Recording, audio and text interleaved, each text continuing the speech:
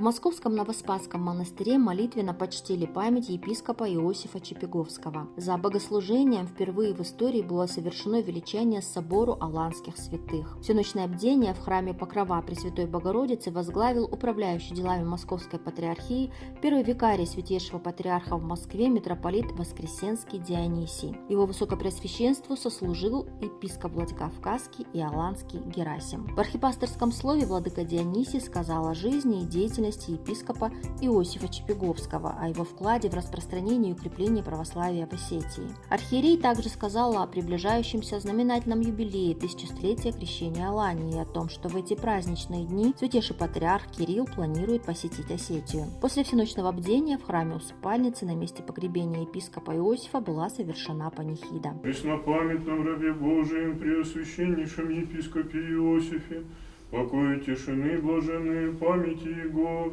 Господу помолимся. Господи, помилуй.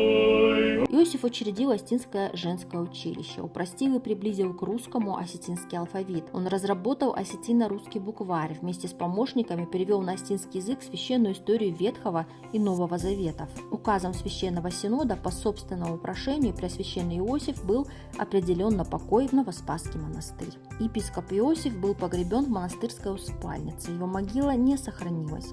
Уже в наши дни на предполагаемом месте захоронения была установлена памятная плита «Апостол Осетии», гласит надпись на ней. Роман Кобзев, Ляна Батаева, пресс-служба Владикавказской Аланской епархии.